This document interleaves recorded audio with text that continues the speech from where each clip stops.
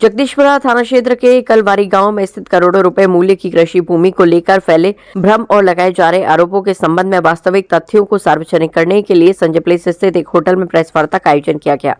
Press वार्ता में शरद चंद्र बंसल ने बताया कि मौजा कलवारी तहसील व जिला आगरा स्थित खसरा संख्या 60 एवं 61 की कुल 1.0190 हेक्टेयर भूमि उनकी माता स्वर्गीय सरला रानी बंसल के स्वामित्व में थी। उन्होंने अपने जीवन काल में दिनांक 30 मार्च 2012 को विधिवत वसीयत के माध्यम से उक्त भूमि अपने इकलौते पुत्र शरद चंद्र बंसल के नाम कर दी थी। सरला रानी बंसल के निधन 13 मई 2020 के उपरांत दिनांक 15 जनवरी 2021 को खतौनी में शरदचंद्र बंसल का नाम विधिवत दर्ज हो गया। ये पहली बात तो पूरी जो कहानी है फर्जी है पूरी। हमारा रिकॉर्ड सब पक्का है, ईमानदारी से हमारा काम है सारा।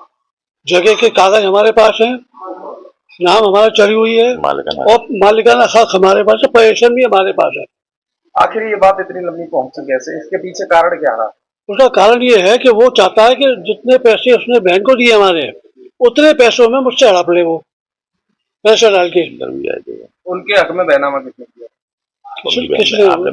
मिलन बंसल ने, हमारी बहन ने, फर्जी तरीके से, जबकि उनका नाम नहीं था तहसील में रिकॉर्ड में। फिर क्या हुआ? हमने उसको पता करा, हमने FIR कराई। आपने FIR कब कराई थी? हमने कराई है 2023 में। अभी वो मौजूदा हालातों में जमीन किसके नाम? मेरे नाम, शरद चंद्र बंसल के नाम। आपकी बहन ने जो उनके नाम हक में बहनामा किया तो वो किस आधार पर किया? वैसे ही जबरदस्ती कराया गया था उनकी बहन से, और उसकी जांच। ये जो जगह थी मेरी माताजी के नाम थी। मेरी माताजी ने मेरे नाम वसीयत करके रखी हुई थी।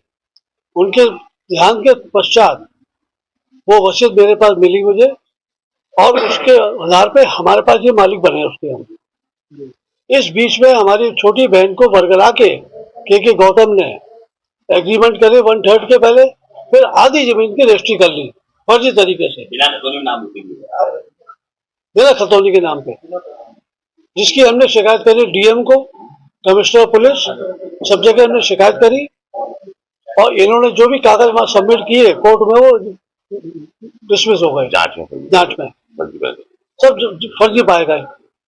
ये कसमान गौतम और शशिकांत गौतम अब से नहीं, पिछले कई वर्षों से यही भूमाफिया आए करते चले आए हैं। इनका काम ये है कि किसी को फंसा लो और जमीन उनके औने पौने में ले लें। जैसे शरद जी की बहन से लिखवा लिया, जब इनकी जानकारी में आई तो DM थे PM सिंह, उनके यहाँ एक कंप्लेंट डाली गई, इस तरीके से फर्जी कराया गया। DM ने अपने स्तर से 2 अधिकारियों से जांच कराने का एक आदेश किया है। उसमें उन्होंने साफ लिखा है ये भूमाफिया है, इस तरीके न इनकी बहन को अधिकार है करने का, न किसी और को है। उसके पश्चात इन्होंने इनकी बहन से 1/3 के एग्रीमेंट कराने के बाद 1/2 के बेनामे करा दिया। बेनामा करा करके गलत तथ्यों के आधार पर सिंगल पार्टी अपने दाखिला खारिज करा लिया। जब उसकी जानकारी हुई तो गोस्वामी DM थे जो उनको कंप्लेंट की गई, उन्होंने नायब तहसीलदार अकोला को बुलाया और जजमेंट में बाकायदा लिखा है कि फर्जी बेनामों के द्वारा इन्होंने दाखिला खारिज कराया, जो कि निरस्त किया जाता है।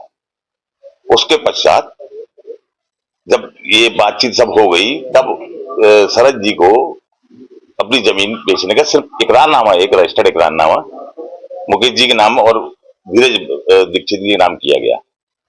उस इकरारनामे के बिहाफ पे ये एक फर्जी 156(3) ले आए, जबकि 2022 में भी 156(3) करी थी इन्होंने। तो कोर्ट ने सिविल का मैटर कहते हुए उसे कैंसिल कर दिया था,